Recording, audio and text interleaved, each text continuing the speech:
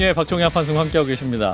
한미 관세 협상 굉장히 시한을 앞두고 과연 어느 정도 타결될 것이냐 굉장히 국민적 관심이 많았던 사안인데 오늘 새벽에 최종 타결이 된 상황입니다. 그래서 전문가와 말씀 나눠보죠. 허준영 서강대학교 경제학부 교수입니다. 어서 오십시오, 교수님. 네, 안녕하세요. 예, 두 분도 인사 나눠주시고. 네, 안녕하세요. 안녕하십니까. 오늘 타방송에도 많이 나오셨던 것 같습니다, 교수님. 좀 제가 달고 달아갖고 신선함이 없습니다. 죄송합니다.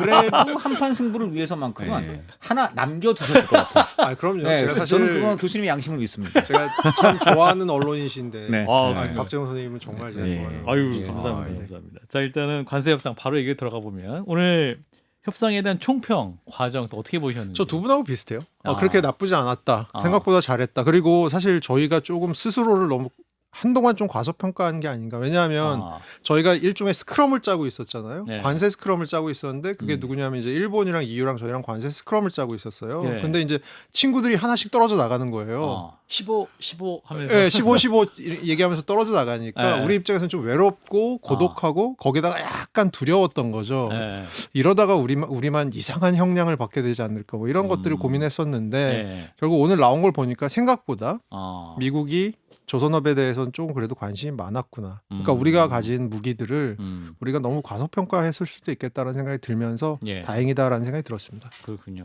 사실 원래는 구윤철 장관이랑 베센트 장관이 오늘 밤 10시 45분에 만나기로 했었다가 네. 갑자기 트럼프가 직접 한국 협상단 만나겠다고 하면서 바로 속도가 났단 네. 말이죠. 이것도 역시 좀 뭐랄까 트럼프가 마음이다 뭐 이런 생각도 드는데. 네, 그랬을 것 같아요. 그러니까 그 상무장관 하워드 러트닉이 계속해서 이제 우리나라와의 협상을 하면서 트럼프 대통령이랑 계속해서 연락을 넣었겠죠. 네. 한국 요 정도 갖고 왔는데 그럼 좀 더 해. 요 정도 갖고 왔는데 좀 더 해. 하다가 야, 조선업은 기본적으로 우리 좀 갖고 와야 되니까 네. 야, 그럼 들어오라고 그래. 그러면서 이제 러트닉 장관이 그랬겠죠. 정말 시간이 없는데 네. 원래 그리고 베센트 만나고 가야 되는데 예. 대통령이 지금 잠깐 시간 나셨으니까 한번 들어가 봅시다. 그리고 나서 딜을 빡친 그런 느낌인 것 같습니다. 그렇군요. 강 실장님과 박 실장님도 함께 질문하시면 좋겠는데 이제 15% 사실 일본 EU와 동일하게 되는데 사실은 일반인 입장에서 보면 이거 그냥 미국이 그냥 일본 EU 대한민국 15로 정해놓고 자기들이 원하는 이익을 최대한 끌어올리게 기다리고 있다가 그래 15로 하자라는 건 원래 정해졌던 건데 그냥 선방한 게 아니라 원래부터 15 아니었냐 이런 생각하시는 분들 계셔서 사후적으로는 그렇죠. 사후적으로 근데 사전적으로 그러면 아. 약간 저는 시험이라고 생각을 하는데 어떤 네. 시험이냐면 사실은 저희가 좀 쉬운 시험은 객관식이죠. 그렇다. 예를 들어서 미국이 이 나라들한테 야 1, 2, 3, 4번 있어. 너네 뭐 할래? 이러면 쉬운 거고 그 다음 어려운 시험이 주관식인데 주관식도 미국이 문제를 내주면 상대적으로 우리가 풀어오면 좋죠. 예. 근데 미국이 이번에 저희한테 시험을 줬던 건 이런 것 같아요. 백지를 주면서 문제 내고 답 써와. 다만 문제의 퀄리티도 좋아야 되고 답의 퀄리티는 더 좋아야 돼. 이런 시험을 저희가 풀었다고 생각을 해요. 나라별로는 미국이 사전적으로 그런 생각을 갖고 있었을지도 모른다라고 의심은 할 수 있지만 예. 사실은 미국은 하는 거 봐서였을 가능성이 저는 굉장히 큽니다. 그런 측면에서는 뭐 우리가 큰 거 하나 해낸 건 분명한 것 같아요. 트럼프의 방점은 사실은 이제 지금 일종의 그 미국의 친구들 내지 우방, 되게 이제 큰 틀에서 유럽 세력, 그 다음에 이제 동북아의 일본, 한국, 뭐 호주, 뭐 이런 정도인데. 그럼 이제 큰 틀에서 보자면 그래 관세는 이 친구들한테는 이제 25%면 깎아줘. 대신에 이 친구들한테는 잔뜩 좀 돈 좀 투자를 받아내겠어. 그럼 투자를 받아내기 위해서는 근데 관세율도 계속 갖고 우리가 좀 장난을 좀 쳐야 되겠다. 뭐 이런 전략이었다고 보면 되겠습니다. 네, 그럴 것 같고요. 네. 그것을 통해서 우선은 이 나라들로부터 굉장히 큰 투자 금액의 숫자를 받아내고 그렇죠. 싶어 했던 네, 것 같고요. 네. 결국 트럼프 대통령 본인이 태가내야 되는 사람이잖아요. 네. 그랬던 것 같고 저희가 지금 오늘 관세 얘기할 때 하나 놓치고 있는 부분이기도 하고 제가 오늘 처음 하는 얘기이기도 한데 네. 사실 캐나다랑 멕시코 있잖아요. 네. 어떻게 보면 미국의 가장 큰 우방 국가이고 무역의 의존성도 가장 높은 국가들인데 여기 예. 아직 관세를 안 정해졌습니다. 네. 그리고 8월 달 되면 이 나라들에 대해서 멕시코에 대해서는 30%, 캐나다에 대해서는 35% 지금 관세 가겠다라는 거거든요. 어이구. 예, 이 상황을 딱 봤을 때는 예. 지금 강찬호 논설위원 말씀해 주신 것처럼 예. 우방한테 더 굉장히 세게 나오는 걸 수도 있습니다. 그럼에도 불구하고 이 상황에서 이 세 권역 EU, 일본, 한국 이 세 권역이 15%를 얻어냈다는 거. 그리고 우리는 더군다나 마지막에 몰린 상황에서 이걸 해냈다라는 것도 괜찮은 부분 같아요. 그러네요. 저도 제 예상보다는 어떻게 보면 좀 일찍 타결이 잘 된 것 같아요. 몇 번 사실은 하워드나 이런 분들이 스코틀랜드 있으면서 지금 뭐 한국 우리 쫓아오려고 좀 난리 났어 뭐 이런 식으로 얘기하고 마치 조롱하듯 얘기할 때는 저것도 이제 협상 전략의 하나로 어렵겠구나 이런 생각들이 있었는데 사실은 좀 생각보다는 빨리 타결이 돼서 그 협상 데드라인에 미국도 어떻게 보면 몰린 것 아닌가 뭐 이런 생각도 들고 우리 협상단이 또 잘했다는 생각도 들고요. 네, 맞습니다. 그리고 스코틀랜드 얘기는 재밌는 게 하나 있는데요. 뭐냐면 원래 23일, 24일 날 그 러트닉 상무장관 집에 가서 자택이 얼마나 넓으면 그 억만장자거든요. 자택이 얼마나 넓으면 그 안에 이제 컨퍼런스 룸에서 회의를 했대요. 예. 근데 거기서 이제 관세 얘기하면서 우리 쪽에서 조선 얘기를 좀 했더니 예. 나 내일 스코틀랜드 가야 되는데 잠깐 좀 더 듣고 싶거든. 혹시 올래? 이런 식으로 제가 보기에 스코틀랜드 회담이 연결이 된 것 같아요. 그래서 우리가 스코틀랜드에 가서 발표를 잘 하고 요것이 스캇 베센트의 마음에도 들고 러트닝 장관의 마음에도 들고 이런 것들이 결국 오늘이 괜찮을 수 있었던 포인트 중에 하나 아마 박성태 실장님께서 얘기하시는 부분하고 관련 있는 것 같습니다. 저도 이게 대통령실 관계자랑 얘기를 해봤을 때 그 일본 15, EU 15 나왔을 때 언론이 너무 15만 강조한다. 네. 우리 이러다 15 못하면 이거 국민들이 오해할 것 같은데 너무 15만 강조한 것 같아서 걱정된다 이런 말씀했던 분이 있었거든요. 근데 결국 우리 15가 돼서 이제 그나마 다행인 것 같은데. 근데 이제 우리가 이제 미국과 FTA 관계였잖아요. 관세가 원래 0이었단 말이죠. 근데 일본은 2.5였어요. 그런데 이제 자동차 관련해서 일본이 12.5 받았으니까 우리 일본이 15 자동차 받았죠, 15 15. 결국이 15인데 그럼 우리나라 자동차가 경쟁이 더 낮아지는 거 아니야? 이런 얘기를 하시는 분도 있어서 이게 이론적으로는 그렇습니다. 이론적으로는 일본보다 우리가 FTA가 하고 있었으니까 2.5를 낮게 받아서 12.5가 돼야 되는데 두 가지를 제가 계산을 해봤어요. 첫째로는 왜 그랬을까를 생각을 해봤어요. 왜 그랬을까? 근데 트럼프 대통령이 복잡한 협상 싫어합니다. 굉장히 단순하고 태가 나는 협상을 좋아합니다. 그러면 우리가 미국이 15를 딱 들고 왔을 때 제 상상은 그럴 것 같아요. 조금 이거 FTA 했었는데 2.5 더 깎아줘야 되는 거 아니에요? 그럼 잠깐만 니네 농산물 지금 어떻게 돼 있더라? 너네 지금 소고기 30개월 어떻게 돼 있더라? 이것도 폈을 거예요.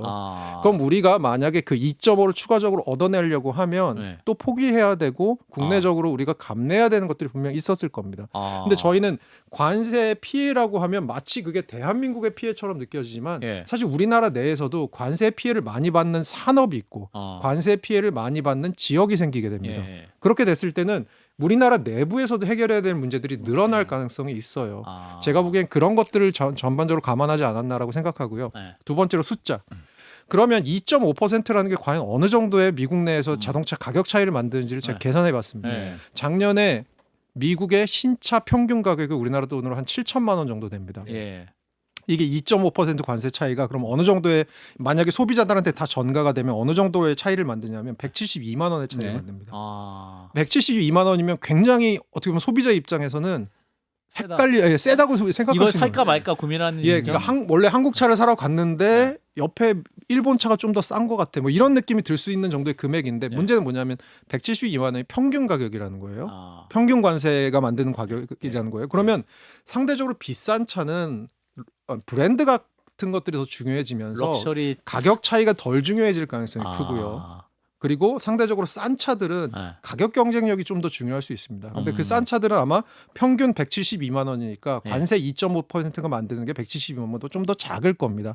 그렇게 봤을 때는 현대나 기아 자동차가 앞으로 조금 영업 전략 같은 거나 여러 가지 프로모션 같은 것들을 통해서 또 해결할 수 있는 부분도 어느 정도 그냥 있어요. 현대나 기아가 좀 더 럭셔리한 차로 가고 반대로 일본 도요타 같으면 코롤라라든가 뭐 시빅이라든가 이제 좀 더 저가형 어떤 밑에 그 서민 타는 차, 약간 뭐 이렇게 분화되는 쪽으로도 한번 시장 경쟁이 있을 땐 얘기인가요? 그러니까 어떻게 보면 현대자동차 입장에서 좀 더 고급스러운 이미지로 갈 수 있죠. 생각해 보시면 최근에 우리나라 슈퍼볼 광고, 슈퍼볼 저는 이제 NFL을 되게 좋아해서 풋볼을 좋아해서 슈퍼볼 광고 꼭 보는데 최근 들어서는 어쨌든 간에 일본 기업들보다 우리나라 기업들의 슈퍼볼 광고 굉장히 잘 만들기도 하고 또 프라임 타임에 나오기도 하고 합니다. 그렇게 봤을 때는 어떻게 보면 현대에서 하고 싶은 건 좀 더 고급화 전략일 수도 있을 것 같고 그런 측면에서 이 172만 원이라는 숫자를 우리가 평균적으로 꼭 생각할 필요가 좀 덜한 부분도 있지 않을까라는 생각도 듭니다. 그렇군요. 또 하나는 이제 2주 안에 이재명 대통령을 트럼프가 이제 만나겠다는 거 아니에요. 트럼프 대통령이 이제 정상회담 하면서 이분이 근데 본인이 직접 했다라는 걸 좀 과시하고 싶은 거기 때문에 이분이 이제 뭐 볼펜으로 이렇게 다시 막 숫자를 바꾸기도 하고 막 그러잖아요. 그러면 2주에 내 만나가지고 갑자기 또 이재명 대통령이랑 만나가지고 이거 합의된 걸 또 갑자기 본인이 또 임의를 바꾼다거나 이렇게 해서 또 현장에서 막수를 하거나 이런 상황이 있을 수 있는 거 아니에요? 아니 제가 보기에는 그렇게까지 첫 안 한다? 만남에 그 정도까지 가는 거는 정말 막가자는 것 같고요. 네. 그렇게 아무리 트럼프 대통령이어도 아까 얘기한 것처럼 네. 뭐 당선 축하하고 뭐 이런 것들이 여러 가지가 지금 뭐 맞물려 있는 모임 자리이기 때문에 예. 제가 보기에는 거기서 갑자기 숫자를 바꾸면서 우리나라에게 위협을 가하고 뭐 그런 것보다는 예. 실제로 그 회담 자체는 되게 스무드하게 끝나지 않을까 싶습니다. 기왕 정해진 액수나 비율은 그대로 갈 것 같고 안 정해진 것들을 패키지로 우리는 이번에 다 하자는 입장인데 그걸 거부했지 않습니까? 이 가장 우려가 되는 게 안 지금 이번에 저 타결이 안 된 부분 반도체라든가 또 그다음에 이제 약간 성격은 다르지만 방위비 분담금 네. 심지어는 우리 GDP에서 국방비가 차지하는 비중 이런 것들을 갑자기 저 뭐냐 우리가 감당하기 어려운 수준의 어떤 그 방위비 숫자나 청구서. 비율을 이런 걸 지금 내놓을 가능성이 상당히 있다. 근데 충분히 네, 가능한 그 것도 부분은, 있는데요. 네. 왜냐하면 이번 협상은 관세 협상이니까요. 그러니까요. 관세가 아닌 부분, 그러니까 안 들어간 게 몇 가지 있어요. 네. 뭐 온라인 플랫폼 같은 경우 지금 미국 의회가 한국 그것 좀 못하게 해라 난리를 치고 있는 게 하나 있고요. 그 다음에 말씀하신 반도체, 대로 네. 반도체 의약품 그건 이제 관세 쪽 얘기인데 예. 미국이 향후에 할 수도 하겠다라고 얘기를 하는 건데 그러니까요. 요 반도체랑 의약품은 그래도 우리가 트럼프 행정부를 좀 믿는다면 예. 적어도 한국, 일본, EU 이 세 권역에 대해서는 그래도 최애국 대우 해주겠다는 식으로 지금 얘기는 확약은 있었죠. 예. 해놓은 있었는데. 상태라서 어느 정도 관세율에 우리가 또 도움을 받을지는 잘 모르겠습니다. 하지만 방위비라던가 온라인 플랫폼법이라던가 이런 우리가 아직 딜이 안 된 부분들에 있어서는 아마 제가 보기엔 스캇 베센트 장관이랑 계속해서 이제 얘기를 해야 될 부분이 있을 거 역시. 아마 다음 스테이지죠. 뭐. 예, 박 실장님. 뭐 아니 방위비 분담금은 따로 원래 이것과 별도로 하기로 얘기가 됐기 때문에 당연히 압박이 있을 것 같아요. 방위비 분담금 끌어올리기 위해서 GDP 대비 5% 나토 했던 것처럼 그런 식으로 또 얘기를 할 거고 그것도 저희가 이거 별도로 대응해야 될 네, 과제가 맞습니다. 아닐까 네, 라는 맞습니다. 생각이 굉장히 듭니다. 중요한 지점인데 사실 그 방위비 분담금 좀 올리는 것보다는 우리 전체 국민 총생산의 2.3% 선을 유지해왔던 국방비를 네, 맞습니다. 5%까지 올리고 굉장한 거. 이건 차원이 다른 문제입니다. 네, 맞습니다. 이거 근데 이거 국가 재정상 경제상 이제 굉장히 차원이 다른 문제인데 네, 맞습니다. 경제학자로서 네. 감당 가능할 거라고 보십니까? 감당 가능이 힘들 가능성이 되게 큰 게 유럽이랑만 비교해봐도요. 유럽은 그 방위비를 늘리는 거 안에 방위와 관련된 인프라스트럭처까지 다 들어가 있는 경우거든요. 근데 우리는 이제 순수 방위비를 늘리라는 자꾸 얘기들이 있다 보니까 있고 또 하나는 전자권 문제가 있고요. 또 하나는 또 우리나라 그 주한미군들을 얼마나 전개를 시킬지 유사시에 대만까지 보낼지 여러 가지 문제들이 얽혀 있기 때문에 이거는 저보다는 정치학 교수님 부르셔서 여쭤보시는 게 더 그런 좋을 것 이거는 같습니다. 분명하죠. 2.3%에서 5.5% 국방비 비중이 높아진다면 네. 경제상으로는 굉장히 힘들어지죠. 네, 당연하죠. 이게 네, 아마 네. 몇십 조 될 겁니다. 네. 근데 이제 EU도 그렇고 일본도 그렇고 네. 우리나라도 그렇고 계속 나오는 게 예를 들어서 EU가 6천억 달러, 일본이 5,500억 달러. 근데 그게 언제 어떻게 그걸 사람들이 다 모르는 것 같아요. 사실 전 개인적으로 트럼프 임기 3년 남았는데 잘 버티면 지나가지 않을까라는 생각도 하고 곧 있습니다. 투자할게요. 다 지금 그 투자할게요. 생각이에요. 뭐 이런 다 느낌. 지금 그 생각이에요. 잠시만요. 지금 제가 해석이 안 돼서 번역 좀 해서 아. 투자할게요. 그게 좀 그럼 되지 않을까? 예를 들어서 맞아요. 지금 박성대 실장님께서 해준 얘기를 제가 해주신 말씀을 제가 LNG 버전으로 바꿔서 드리면 예. LNG 이번에 저희가 4년간 1,000억 달러어치 사기로 했잖아요. 미국산 LNG를. 근데 우리나라 LNG 수입을 누가 하냐면 그 가스공사가 하는데 아. 이게 다 장기 계약입니다. 스팟 계약이 아닙니다. 그때 그러니까 내일부터 우리가 미국산 늘릴게요 한다고 미국산이랑 계약을 하면 그게 아마 3, 4년 후에 들어오는 계약들입니다. 이렇게 생각을 하시면 향후에 지금 4년간 요렇게 늘릴 거라는 게 어느 정도는 현실성이 있는 거고 어느 정도는 사실은 조금 시간을 조금 뒤로 밀면서 저희가 벌 수 있는 부분도 있고 이런 것들이 여러 가지가 있기 때문에 그리고 사실은 일본이랑 EU를 보면서 제가 느꼈던 것 중에 하나는 적어도 다음에 미국 행정부가 트럼프와 비슷한 모습을 가진 행정부일지 그렇지 않을지에 대해서 어느 정도 도박을 하고 있다고도 저는 생각을 해요. 왜냐하면 투자의 형체 투자에 지금 박성대 실장님 말씀해 주신 대로 얼마나 기간에 투자를 할 건지 이런 것들이 사실 굉장히 모호한 모호하죠. 상황이거든요. 그럼 이런 상황에서는 사실은 그런 나라들도 또한 우리들도 드러내놓고 할 수는 없지만 언제까지 있나 보자 뭐 이런 생각도 좀 할 수 있는 당장은 부분이 뭐 내년 중간 선거까지만 일단 버티다가 중간 선거에서 일단 아닌 말로 공화당 정부가 폭망을 하게 되면 또 이게 굉장히 우리의 그 앞으로의 그 투자 약속이 더 지연될 수도 있지 않겠느냐. 그래서 네. 오늘 아침에 김용봉 실장이 그 브리핑하는데 저는 그 부분이 이해되더라고요. 납득이 되더라고요. 계속 이제 투자에 관련된 걸 물어보니까 예. 뭐 할수록 우리에게 유리합니다. 아. 우리가 줘야 될 돈들이기 때문에 네. 근데 어쨌든 우리가 투자해야 될 우리가 태워야 될 돈이기 때문에 모할수록 우리가 유리한 건 아닌가 그런 생각이 들더라고요. 그래서 사실 언론도 꼬치꼬치 묻기가 좀 애매한 국익을 위해서. 예. 근데 누가 그러더라고요. 관세는 현금이었고 투자는 어음이다. 그렇죠. 네. 네, 그렇습니다. 그렇네요. 좋은 네. 표현이신 것 같아요. 그래서 이 3,500억 달러를 이제 대미 투자액으로 이제 발표를 하긴 했는데 이 중에 이제 1,500억 달러가 조선 전용 펀드죠. 네. 그러니까 조선 패키지 이렇게 네. 되는데 사실 교수님 보시기 어떻습니까? 이 분야 자체가 사실은 바이든 정부 때도 우리 기업들이 많이 투자했거든요. 공장 짓는다고 하고. 그래서 우리가 너무 많이 퍼준 거 아니냐 이런 시각도 있습니다. 네. 국민의힘 이제 송원석 원내대표 같은 경우는 네. 서둘러서 너무 우리가 수세적으로 협상한 거 아니야 이렇게 얘기를 하거든요. 제가 보기에는 그 3,500억 달러, 특히 그 중에 1,500달러 조선을 어떻게 보면 저도 아까 이제 김영호 실장께서 말씀을 아침에 하시는 네. 걸 보면 약간 예. 요거 두 개를 나눠서 생각을 하시더라고요. 그러니까 네. 우리가 하는 투자는 일본의 버전으로 보면 사실은 2,000억 달러고 1,500달러 투자는 조선업에 대한 투자인데 요거는 사실 우리 기업들이 미국의 조선 산업에 진출하는 것을 도와주는 형식의 투자이므로 예. 이것은 떡고물이 우리에게 많이 떨어질 거다. 물론 그 표현을 쓰신 건 아니겠지만 네. 그 표현이 저는 감춰져 있었다고 생각을 해요. 왜냐하면 그만큼 자신감이 있는 거죠. 전 예. 세계에서 조선업을 하고 있는 특히 고사양의 조선업을 하고 있는 나라는 거의 한국과 중국이 유의한데 예. 아까 박형대 실장님 말씀해 주셨던 것처럼 중국에 이런 걸 의존할 것 같지는 않고 그렇게 보면 결국은 우리가 할 수 있는 부분이 많을 거다. 그래서 세 가지 정도를 우리가 이제 하려고 할 것 같아요. 인력 양성이 첫 번째고요. 두 번째로는 미국 내 인프라 투자 같은 걸 하겠죠. 뭐 조선소를 건설한다거나 예. 아니면 조선소를 인수한다거나 이런 걸 하고 마지막으로 이제 기술 이전인데 저는 약간 걱정되는 부분이 이 기술 이전 부분이에요. 제가 계속해서 말씀드리는 부분 중에 하나인데 사실은 맛집의 비법 소스 자꾸 열라고 할 가능성이 있기 때문에 이런 부분들에 대해서는 우리가 어느 정도 방어할 수 있을지 그런 부분들이 오히려 좀 관건인데 예. 조선업은 확실히 요걸 카드로 내세운 거는 뭐 나쁘지 않았다 정도 생각은 듭니다. 조선업 같은 경우에 인력도 되게 중요할 텐데 미국에도 우리 대한민국 조선업 같은 노동자들이 있습니까? 아니요, 숙련돼? 지금은 미국이 조선업을 거의 안 한다고 생각하시면 되는 게 네. 상선은 거의 안 하고요. 군함 같은 경우는 조금 하는데 그거는 엄청나게 정부가 예산을 거기다 집어넣고 있기 때문에 하는 거지. 그 얘기는 한마디로 가성비 생각 안 하고 하는 부분이고 국가 안보라는 이유로 하고 있는 부분이기 때문에 하는 거지. 예. 가성비로 하다 보면 미국에서는 가성비가 안 나오고. 그래봤자 1년에 한두 척 만드는데 중국은 1년에 뭐 몇백 대도 만들 수, 몇백 대도 만들 수 있기 때문에 그래서 다급해서 이제 우리 SOS를 치게 된 것입니다. 네.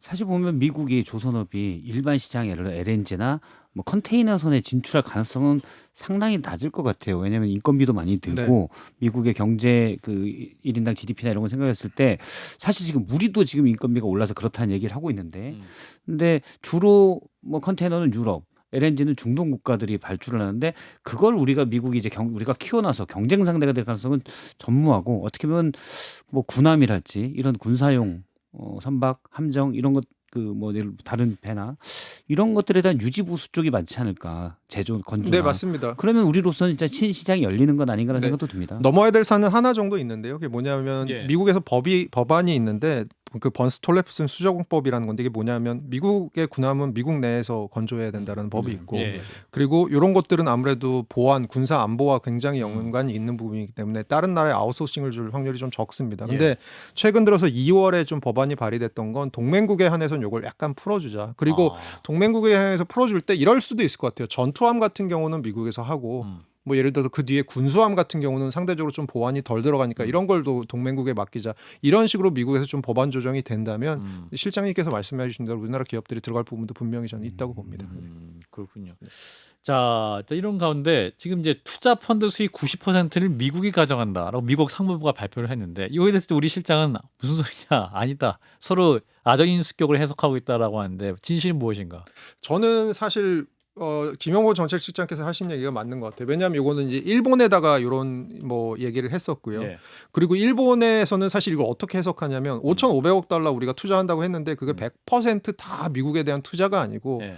투자가 들어갈 때 국내 기업들이 리스크도 떠안아야 되고 예를 들어서 미국에다가 투자 들어갔다가 뭐 대금을 떼이거나 이러면 그거 보증을 해줘야 되잖아요. 예. 이런 보증에 대한 것들도 많이 들어가기 때문에 실제 예. 투자는 한 1에서 2% 정도고 그것들에 대해서 수익이 나면 그 수익을 미국 내에 묶어두는 정도로 생각하는 재투자다라고 해석을 하고 있는 것 같아요. 예. 그게 이제 저희도 김홍호 실장께서 하셨던 얘기인데 예. 우리는 김홍호 실장이 아침에 뭐라고 하셨냐면 일본처럼 1대9 이런 거 우리 안 했다 없다. 왜냐하면 약간 웃으시면서 그거 할 시간이 없었다. 음. 왜냐하면 협상 자체가 너무나도 두루뭉술하게 지금 빨리 진행된 협상이기 때문에 사실은 그거 할 시간이 없었다라고 생각하면 앞으로 해석의 여지 이거는 약간 조금 불안한 부분이 있습니다. 사실 한미 FTA는 그 협정 관련 문서만 뭐 수백 페이지잖아요. 네. 자세하게 했기 때문에 네, 이거 맞습니다. 이번 협상은 뭐게 수백 페이지가 아닌 것 같아요. 맞습니다. 굉장히 이제 브로드하게 돼 있는 건데 네. 그냥 리테인이라는 단어 뜻에 대한 해석이 맞습니다. 좀 모호하다는 네, 거잖아요. 맞습니다. 그죠? 예?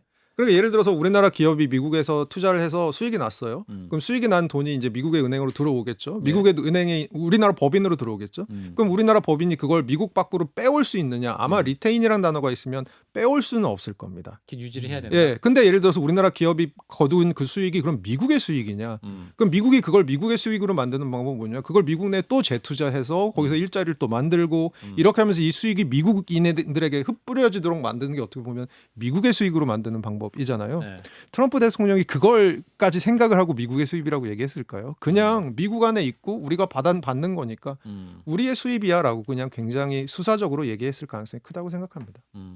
그렇군요. 야, 한 2주 안에 또 이제 양 정상이 만난다고 하니까 자 민감했던 분야의 농축산물입니다. 정부는 이제 추가 개방하지 않기로 했다라고 발표를 했는데 트럼프는 또 이렇게 얘기했어요. 한국이 미국과의 무역에 완전히 개방할 거고 자동차, 농산물들 포함해 미국산 제품을 받아들이기로 했다. 좀 뭔가 엇갈리는 것이 아니냐 이런 해석도 있습니다. 우리나라 대미 농축산물 개방도가 99.7%라고 합니다. 그럼 99.7%는 거의 100% 가까운 거 아닌가요? 네. 그럼 트럼프 대통령 입장에서 봤을 때는 완전하게 개방을 거의 하고 있는 것처럼 보일 수 있으니까 거짓말이 아닐 가능성이 있죠. 근데 저는 오히려 더 주의 깊게 보아야 될 게 우리가 쓴 오늘 두 글자의 단어가 저는 제일 중요하다고 생각합니다. 예. 뭐냐면 추가 개방은 없다. 추가라는 거죠. 99.7을 99.8이나 99.9로 만들지 않겠다라는 거잖아요. 아하. 그러니까 그렇게 봤을 때는 양국의 표현이 다 현실에 가깝지만 그중에 또 더 진실에 가까운 표현은 우리 정부가 쓴 표현이 아니고 제가 얘기를 오늘 하다 보니까 약간 걱정되는 게 예. 쟤 무슨 정부 홍보하러 나왔나 뭐 이런 생각을 하실까 봐 약간 걱정되긴 합니다. 그냥 제가 느낀 점을 말씀드립니다. 예, 국익 차원에서 이제 말씀하신다라는 생각. 자, 그래서 이제 사실은 2012년에 한미 FTA가 네. 체결된 거예요. 오늘 이제 관세 협상을 통해서 관세 없던 나라가 이제 관세가 생긴 네. 거니까 그러면 이게 FTA는 끝난 것이다. 네. 이렇게 봐야 됩니까? FTA는 이제는 비대칭적 FTA인 거죠. 비대칭적 이제 FTA가. 미국은 우리나라에 대해서 FTA를 누리고 우리는 미국에 대해서 이제 FTA는 옛날 이야기가 된 그런 세상이 되고 그건 점잖게 말씀하신 거고 쉽게 말하면 갈취 아닌가요? 갈취. 제가 그 지원 국가의 정상에게 갈취란 표현을 함부로 쓸 수는 없었습니다. 네. 표현을 쓸 수는 없었지만 네네네. 그 갈치라는 단어를 SNS에 쓰면 미국 입국이 어려지게 되는 겁니까? 저도 왜 먹고 살고 미국도 가야죠. 네. 혹시 기자 나올 때 문제가 우리가 그런 걸 비판했다고 막지는 않고 되게 네. 보니까는 이제 뭐라 그럴까 뭐 국적이라든가 이런 걸 갖고 막죠. 반이민 때문에 그렇죠. 맞습니다. 뭐 근데 어떤 그런 것 때문에 막지는 않을 것입니다. 근데 우리나라가 이제 수출 비중이 상당히 높고 제조업에서 OECD 국가 중에서 제조업 비중이 상당히 높은 국가인데 미국의 가장 큰 시장인 미국에 이제 관세가 생겼잖아요. 어쨌든 네, 맞습니다. 없는 데서 15%가 생겼기 때문에 맞습니다.